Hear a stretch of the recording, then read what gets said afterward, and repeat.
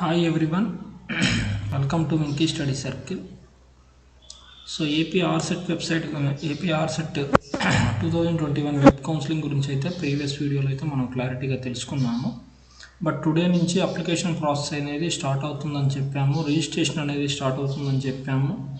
So ఆ registration process అనేది ఈరోజు ఎలా ఉంది ఏంటి అనే దాని గురించి అయితే మాట్లాడుకుందాం. సో ఇదైతే మెయిన్ వెబ్సైట్ అందరికి తెలిసిందే. సో ఏపీ ఆర్సెట్ మీద క్లిక్ చేసామంటే ఇలా అయితే మనకి వెబ్సైట్ అనేది ఓపెన్ అవుతుంది. AP RCET 2021 admissions research common entrance test. నిన్నైతే మనం యూజర్ మాన్యువల్ గురించి, ఇన్స్ట్రక్షన్స్ టు క్యాండిడేట్ గురించి అయితే మాట్లాడుకుందాం, డీటెయిల్ నోటిఫికేషన్ గురించి కూడా మాట్లాడుకుందాం. బట్ కొన్ని డౌట్స్ అయితే చాలామందికి ఉన్నాయి. ఈ డౌట్స్ గురించి అయితే ఈ వీడియోలో అయితే క్లియర్గా క్లారిఫై చేద్దాం. సో అయితే చూడండి. So first of all forms అనేవి ఇక్కడ new registration payment status, your application status, ఇలా అయితే ఫామ్స్ అనేవి నిన్న ఉన్నాయి. ప్లస్ ఈ రోజు కూడా మార్నింగ్ అయితే డిస్ప్లే అయ్యాయి. మనకైతే ఇక్కడ ఇంపార్టెంట్ డేట్స్ చూసుకుంటే వెబ్ కౌన్సిలింగ్ 24/3/2022 నుంచి 28/3/2022 వరకు. సో అంటే 24 నుంచి 28 వరకు వెబ్ కౌన్సిలింగ్ జరుగుతుంది. So registration process plus fee payment plus documents upload చేయడానికైతే ఈ 24 నుంచి 28 వరకు అయితే టైం ఇచ్చారు. Verification of the certificates, certificate వెరిఫికేషన్కి 29 నుంచి 33వ తారీఖు వరకు అయితే ఛాన్స్ ఇచ్చారు. నెక్స్ట్ వెబ్ ఆప్షన్స్కి 4th నుంచి 6th వరకు ఇచ్చారు. So changes of web options 7th. ఇవన్నీ తెలిసినవే. బట్ ఇక్కడ ఏంటంటే ఫామ్స్ అనేవి మార్నింగ్ కాసేపు డిస్ప్లే అయ్యాయి. నెక్స్ట్ టైం ఏంటంటే డిస్ప్లే అవ్వలేదు. సో ఈ ఫామ్స్ ఎందుకు డిస్ప్లే అవ్వలేదని చాలామందికి అయితే డౌట్స్ ఉన్నాయి. సో చాలామంది అయితే ఫామ్ ఫిల్ చేసి ఒక డాక్యుమెంట్ అప్లోడ్ చేసి ఫీజ్ పేమెంట్ చేసిన వాళ్ళు కూడా ఉన్నారు కొంతమంది. బట్ మనకేంటంటే ఈ ఫామ్స్ అనేవి ఇంకా ఓపెన్ అవ్వలేదు. సో 2021కి సంబంధించి ఆర్సెట్కి సంబంధించిన వెబ్ కౌన్సిలింగ్ అనేది ఈరోజు స్టార్ట్ అవుతుందని చెప్పారు. బట్ ఏంటంటే వెబ్సైట్ కొన్ని ప్రాబ్లమ్స్ వల్ల అంటే సాఫ్ట్వేర్ అప్డేట్ అనేది జరుగుతుంది. ఇన్నర్గా జరగాల్సిన ప్రాసెస్ అయితే చాలా ఉందండి. కొంచెం వెయిట్ చేయండి. మీరైతే త్వరగా అయితే రిజిస్ట్రేషన్ చేయొద్దు. కొన్ని మోడిఫికేషన్స్ ఉన్నాయనుకుంటా. ఆర్సెట్ వాళ్ళు ఏంటంటే ఈ సైట్ సాఫ్ట్వేర్ అనేది అప్డేట్ చేస్తున్నారు. ఇక్కడైతే చూడండి మీరు, ఇంపార్టెంట్ అనౌన్స్మెంట్ అనేది ఉంది. అప్డేషన్లో ఉంది కాబట్టి ఇంపార్టెంట్ అనౌన్స్మెంట్ అనేది మనకు క్లారిటీగా ఉంది. Today we will discuss about AP RSET 2021 admissions. User manual చూస్తే యూజర్ మాన్యువల్ 12 పేజెస్ అయితే ఉంది. ఈ 12 పేజెస్లో క్లియర్గా అయితే ఇన్ఫర్మేషన్ ఇచ్చారు. పేమెంట్ డీటెయిల్స్ వరకు. ఎస్టర్డే వీటి గురించి అయితే మనం మాట్లాడుకుందాం. నెక్స్ట్ ఈ డీటెయిల్ నోటిఫికేషన్ గురించి చూద్దాం. ఇక్కడ ఏంటంటే చాలామందికి చాలా డౌట్స్ ఉన్నాయి ఇక్కడ. అవి నేను క్లారిఫై చేస్తాను. ఇవి డేట్స్ అండి. ఫస్ట్ ఫేజ్ కౌన్సిలింగ్ మాత్రమే ఇది. సెకండ్ ఫేజ్ అనేది కూడా ఉండే అవకాశం ఉంటుంది కాబట్టి ఫస్ట్ ఫేజ్ అని ఇచ్చారు. నెక్స్ట్ ఈ రిజిస్ట్రేషన్ ప్రాసెస్ అనేది మనకి ఈవినింగ్ ఆర్ టుమారోకి అయితే ఓపెన్ అవ్వచ్చు. Registration process plus documents upload గురించి.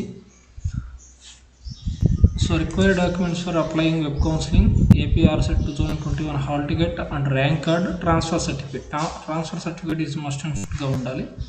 పీజీ మార్క్స్ మెమోస్ అనేవి కంపల్సరీగా ఉండాలి. నెక్స్ట్ పీజీ ప్రొవిజనల్ ఉండాలి. ఇక్కడ ఏంటంటే 11th point and 12th point. 11th పాయింట్కి వచ్చేసరికి residence certificate in case where candidates have non institutionalized education in the respect of private candidates of AP state. Residence certificate అనేది non institutional education. Private వాటిల్లో ఎవరన్నా చదివి ఉంటే వాళ్ళు అయితే residence certificate తీసుకోవాలని అడిగారు. Next residence certificate of either of the parent in AP for 10 years excluding the period of the employment outside Andhra Pradesh from the complete authority in respect of non-local candidates. ఇవి ఏంటంటే మీరు అంటే రెసిడెంట్గా లేకపోతే, మీ parent రెసిడెంట్గా లేకపోతే అంటే 10 years. అదైతే మీరు క్లియర్గా చదవండి. Resident certificate of either of the parent in AP for 10 years excluding the period of employment outside Andhra Pradesh from the competent authority in respect of non-local candidates. So caste certificate issued by authority. So local candidate, local certificate if applicable, candidates who migrated to any part of state. So వీళ్ళు migrate అయిన వాళ్ళు అయితే so ఇక్కడ under the GO 2014 అని ఇచ్చారు ఇక్కడ. So చాలామంది దీని గురించి అడుగుతున్నారు. సో దాని గురించి నేనైతే ఓపెన్ చేశాను, చూపిస్తాను మీకైతే ఇక్కడ. సో జీవో గురించి కూడా సో ఇక్కడైతే సో ఇది so Andhra Pradesh educational institutions regulations of admissions order. So ఈ జీవో అయితే ఇదండి. సో దీని లోపల ఒక 2 పాయింట్స్ అయితే నేను చూశాను. సో ఈ జీవో సంబంధించి అంటే రెసిడెన్స్ సర్టిఫికేట్ ఎవరికి కావాలి, లోకల్ ఎవరు నాన్ లోకల్ ఎవరు అనే దాని గురించి అయితే ఇక్కడ క్లారిటీగా ఇచ్చారు. సో అదైతే మీకు నేను క్లియర్గా చూపిస్తాను. So first or second AP అని ఉంటుంది. సో ఇక్కడ చూడండి,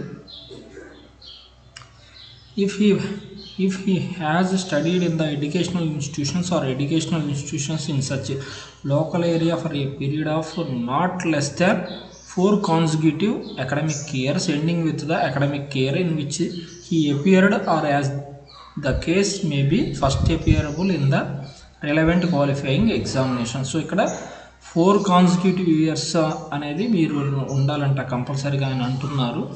సో ఇదైతే మీరు క్లియర్గా చదివితే మీకు అర్థమైంది. We're doing the whole or any part of the 4 consecutive academic years ending with the academic year in which he appeared, as the case may be, first appeared for the relevant. So దీన్ని చదివితే మీకైతే అర్థమైపోతుంది క్లియర్గా. So consecutive years. So మనకి ఇక్కడ దీని గురించి so ఇక్కడ ఏంటంటే సో ఇక్కడ చూడండి, సో ఇక్కడ సర్వీస్ సర్టిఫికేట్ అని ఇచ్చారు. సో ఈ సర్వీస్ సర్టిఫికేట్ గురించి కూడా మాట్లాడదాం మనం.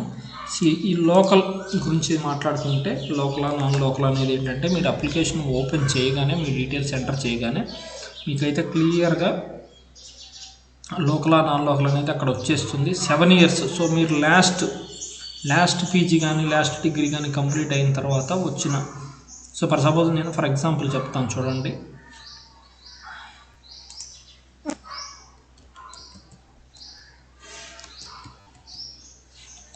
సో ఫర్ ఎగ్జాంపుల్ చెప్తాను.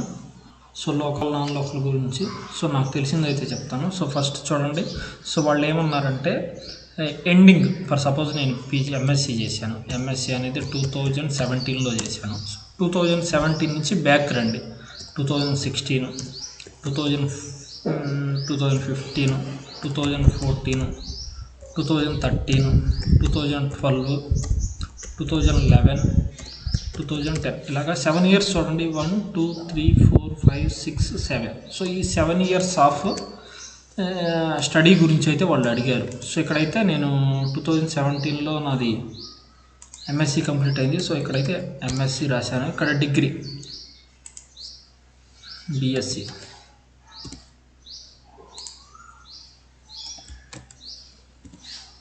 సో ఇక్కడ 3 years బిఎస్సి. ఆల్మోస్ట్ అందరికి తెలిసే ఉంటుంది, బట్ నేను ఒక క్లారిటీ కోసం అయితే చెప్తున్నాను. సో దీంట్లో అన్నిటి గురించి మాట్లాడుకుందాం. సో ఇక్కడ 2 years, ఇక్కడ 3 years. సో నెక్స్ట్ ఇక్కడైతే ఇంటర్ 2012, 2011. సో ఇది 7 years ఆఫ్ స్టడీ. సో నేను అప్లికేషన్ అప్లై చేసేటప్పుడు 2017, 2016, 14, 13 ఇలాగ 7 years ఆఫ్ స్టడీ అనేది నేను డిస్ప్లే చేశాను అక్కడ. సో అయితే కొంతమంది ఏం చేశారంటే సో ఈ 7 years ఆఫ్ స్టడీ అనేది కొంతమంది ఏమన్నారంటే నేను అన్నీ రెగ్యులర్ చేశానండి. సో ఇక్కడ నేను బోత్ ఆల్ ఆర్ రెగ్యులర్ చేశాను. రెగ్యులర్ స్టడీ నాది regular study.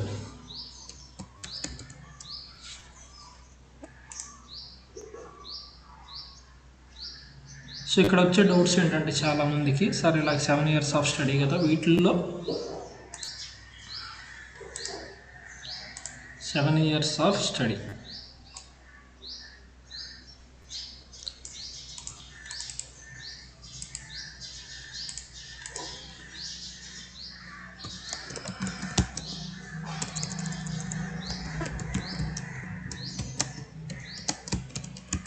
So 7 years of study.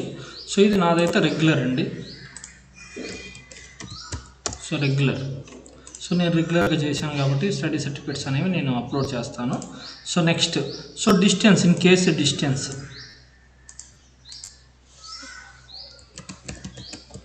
డిస్టెన్స్లో చేసిన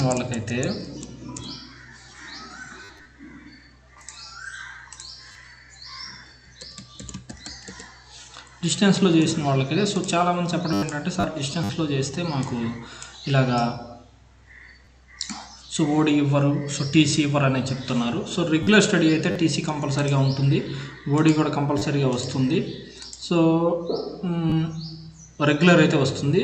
డిస్టెన్స్లోకి వచ్చేసరికి సో టీసీ అనేది ఎవరండి, సో వాళ్ళకి ఏంటంటే మైగ్రేషన్లా ఇస్తారు. సో ఆ మైగ్రేషన్ సర్టిఫికేట్ పెడితే సరిపోతుంది. బట్ ఈ డిస్టెన్స్లో చేసే వాళ్ళకి, సో ఈ డిస్టెన్స్లో చేసిన వాళ్ళకి, సో ఫర్ ఎగ్జాంపుల్ నేను ఇక్కడ డిస్టెన్స్లో చేశారనుకోండి, ఇక్కడ ఇది రెగ్యులర్ స్టడీ,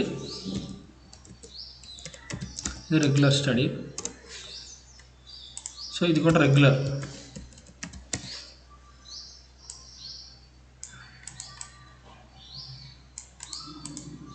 సో ఇది యాక్చువల్గా పీజీ డిస్టెన్స్లో చేస్తారు కాబట్టి ఇది డిస్టెన్స్ అనుకుంటున్నాను. సో ఈ 3 years అనేది డిస్టెన్స్ చేసుకుంటున్నాను నేను. సో ఈ 3 years నేను డిస్టెన్స్ చేశాను, అదే 2 years డిస్టెన్స్ చేశాను. డిగ్రీ ఏమో రెగ్యులర్ చేశాను. సో అనుకుందాం, సో రెగ్యులర్ చేశాను. సో నాకైతే ఇక్కడ టీసీ ఇవ్వలేదు. సో టీసీ ఇవ్వలేదు కాబట్టి ఇప్పుడు ఎలాంటి టీసీ పెట్టాలని చాలామందికి డౌట్ ఉంది. సో మీరైతే, సో ఇక్కడ మీకు ఈ ఎంఎస్సి కానీ సో ఏదో పీజీ చేసిన వాళ్ళకైతే డిస్టెన్స్లో చేసిన మార్క్స్ మెమోస్ వస్తాయి కదా, మార్క్స్ మెమోస్. సో కొన్ని యూనివర్సిటీస్లో ఓడి ఇస్తారు, కొన్నిట్లో ఓడి ఇవ్వరట. సో ఓడి ఇస్తే ఓడి సో ఇవ్వచ్చు. మీరు ఇక్కడ టీసీ ప్లేస్లో ఏం పెడతారంటే మైగ్రేషన్ సర్టిఫికేట్ అనేది ఇస్తారు, మైగ్రేషన్ పెట్టండి. ప్లస్ డిగ్రీ అంటే లాస్ట్, ఇప్పుడు డిగ్రీలో మీకు టీసీ ఇస్తారు కదా, సో డిగ్రీలో టీసీ ఇచ్చారు. లేదు డిగ్రీ అయిపోయిన తర్వాత బీఈడి చేశారు, బీఈడిలో టీసీ ఇచ్చారుగా మీకు. సో ఈ టీసీ అనేది ఇక్కడ యాడ్ చేయండి. టీసీ అనేది ఇక్కడ యాడ్ చేస్తే ట్రాన్స్ఫర్ సర్టిఫికేట్ అంటే ప్రీవియస్ మనం చదివిన టీసీని, ఆ ట్రాన్స్ఫర్ సర్టిఫికేట్ని మనం దీంట్లో అయితే ఇస్తున్నాము. సో ఇక్కడ టీసీ ఎందుకు ఇవ్వాలంటే పిహెచ్డి అనేది రెగ్యులర్ కాబట్టి, సో రెగ్యులర్ అడ్మిషన్ కాబట్టి కంపల్సరీగా అయితే మీరు టీసీ అనేది ఇవ్వాలని ఇక్కడైతే మెన్షన్ చేశాడు. సో ఇక్కడ చూడండి, so transfer certificate is mandatory. So transfer certificate అనేది మ్యాండేటరీగా అడుగుతున్నాడు. సో టీసీ కంపల్సరీగా ఉండాలి. హాల్ టికెట్ అందరి దగ్గర ఉంటుంది, ర్యాంక్ కార్డ్ అందరి దగ్గర ఉంటుంది. పీజీ మార్క్స్ మెమోస్, సో చాలామందికి కూడా డౌట్స్ ఉన్నాయి. సో పీజీ మార్క్స్ మెమోస్ గురించి మాట్లాడుకుంటే, సో పీజీ మార్క్స్ మెమోస్ ఇచ్చారు. ఫర్ సపోజ్ 4 semesters కాబట్టి 4 semesters 4 మార్క్స్ మెమోస్ వస్తే, ఒకవేళ ఏదన్నా రివాల్యూషన్ పెట్టి ఉంటే ఇంకొక 2 మార్క్స్ మెమోస్ వచ్చి ఉంటాయి, 1 or 2 వచ్చి ఉంటాయి. సో వీళ్ళకి ఏంటంటే ఓవరాల్గా కన్సాలిడేట్ మార్క్స్ మెమోస్ అని సో అన్నీ కలిపి ఇస్తారు ఒక మెమో. సో ఆ మెమో ఒకటి పెట్టినా సరిపోతే, ఆ మెమో ప్లస్ ప్రొవిజనల్ పెడితే సరిపోద్ది. ఓడి ఉంటే ఓడి కూడా పెట్టండి.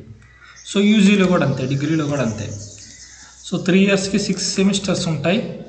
సో అలాగా 6 semesters అంటే 6 మెమోస్ వస్తాయి, 6 మెమోస్. సో రెగ్యులర్ అయితే, సో యూజీ కూడా డిస్టెన్స్ అయితే, సో 3 years ఇక్కడ 3 మెమోస్ వస్తాయి, 3 మెమోస్ వస్తాయి. 3 మెమోస్ ప్లస్ స్టడీ కానీ మైగ్రేషన్ కానీ ఇలా వస్తూ ఉంటారు. సో అవి మీరు పెట్టేసేయాలి. సో ఇవేంటంటే 3 years అన్నీ కలిపి కన్సాలిడేటెడ్ మార్క్స్ మెమోస్ అని ఒక మెమో ఇస్తారు, అన్నీ కలిపి. సో ఈ మెమో ఉంటే మెమో పెట్టేసేయండి. నెక్స్ట్ ఓడి కంపల్సరీనా. సో ఓడి కంపల్సరీనా అనేది అయితే అప్లికేషన్ ఓపెన్ చేస్తే దాంట్లో అయితే ఓడి కంపల్సరీ అని అయితే ఉందండి. బట్ ఏంటంటే మనకి ఇచ్చిన ఇదిగో ఈ డీటెయిల్ ఇన్ఫర్మేషన్ ప్రకారం అయితే స్లాష్ ఇచ్చారు ఇక్కడ. PG degree or provisional certificate అని అడిగారు. సో ఓడి కానీ ప్రొవిజనల్ కానీ ఏదైనా ఉన్నా సరిపోతుందని అన్నారు. సో కాబట్టి పీజీ కంపల్సరీ అనేది అయితే క్లారిటీ అయితే లేదు ఇంకా. సో ఓడి కంపల్సరీ అనేది అయితే క్లారిటీ లేదు. మీరైతే ప్రొవిజనల్ అయితే పెట్టండి, ప్రొవిజనల్ మెన్షన్ చేస్తే సరిపోతుంది. ప్రొవిజనల్ ఏంటి, UG plus PG plus memos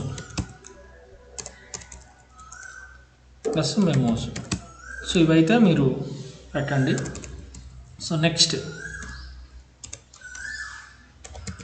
so all memos. So ఈ ఫార్మాట్ ఎలా పెట్టాలో కూడా నేను చెప్తాను. సో ఎలా ఫార్మాట్ పెట్టాలంటే ఫస్ట్ 10th మార్క్స్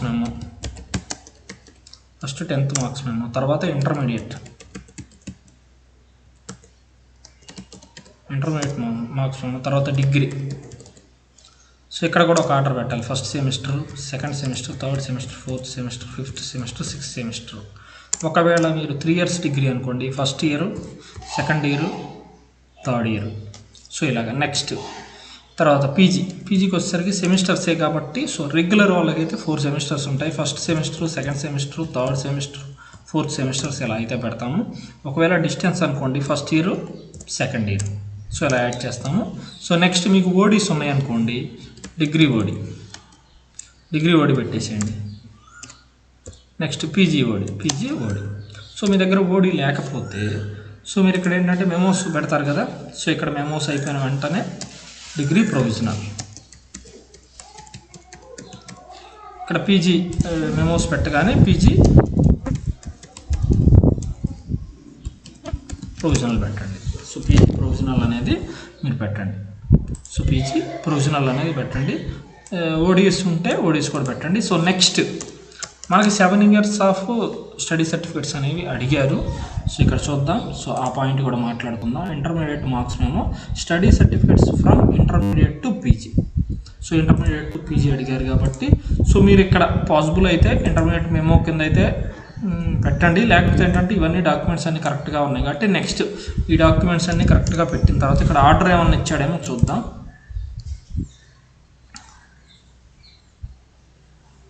సో ఇక్కడైతే ఆర్డర్ అయితే ఇవ్వలేదు. బట్ మనకు అప్లికేషన్ ఓపెన్ చేసినప్పుడు అయితే ఆర్డర్ అనేది ఇస్తారు. అప్లికేషన్ ఓపెన్ చేసినప్పుడు అయితే ఆర్డర్ ఇస్తారు. సో ఆర్డర్ని బేస్ చేసుకొని వెళ్దాం. సో ఏదైనా 10th నుంచే స్టార్ట్ అవుతుంది. సో ఇలాగ అంటే అన్నీ కలిపి ఒకటే పీడిఎఫ్ పెట్టాలంటే మాత్రం ఈ ఫార్మాట్లో పెట్టాలి. ఒకవేళ ఇండివిజువల్గా 10th సపరేట్, ఇంటర్మీడియట్ సపరేట్ అలాగ సపరేట్గా అప్లోడ్ చేయమంటే మాత్రం సో వాటి గురించి అయితే తర్వాత చూద్దాం. నెక్స్ట్ ఇక్కడ మీరు ఇంటర్ స్టడీ సర్టిఫికేటు, నెక్స్ట్ తర్వాత డిగ్రీ, సో తర్వాత పీజీ స్టడీ. సో మీకు మైగ్రేషన్ ఉంటే migration plus service certificate. So ఇవేంటంటే డాక్యుమెంట్స్ అన్నిటిని కలిపి ఒకటే ఆప్షన్ ఇచ్చాడు అనుకోండి, అన్నిటిని కలిపి ఒకే ఆప్షన్లో అప్లోడ్ చేయాలని ఇస్తేనే ఈ ప్రాసెస్. ఇండివిజువల్గా సపరేట్గా అప్లోడ్ చేయమంటే సపరేట్గానే అప్లోడ్ చేయాలి. నెక్స్ట్ పార్ట్ టైం క్యాండిడేట్స్కి సో వీళ్ళకి సర్వీస్ సర్టిఫికేట్ అనేది కంపల్సరీ. సో చాలామందికి ఏంటంటే సర్వీస్ సర్టిఫికేట్ అనేది సో ఏంటి అనేది చాలామంది అడుగుతూ ఉంటారు. సో సర్వీస్ సర్టిఫికేట్ అనేది అందరికి తెలిసిందే.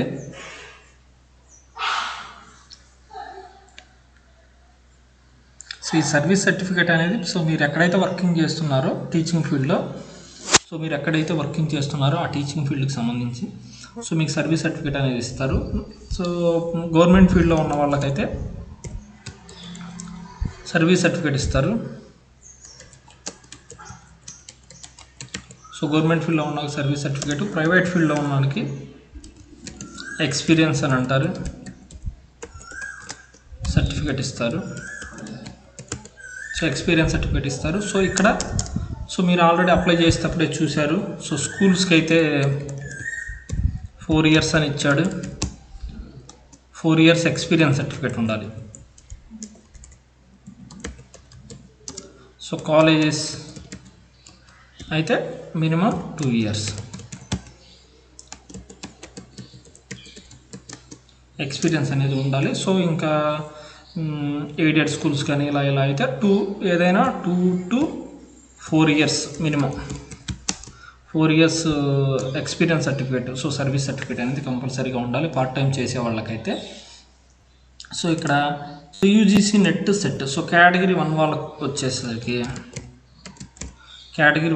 వచ్చేసరికి సో యూజీసీ నెట్ కానీ సిఎస్ఐఆర్ నెట్ కానీ సో ఆర్ ఏపీ సెట్.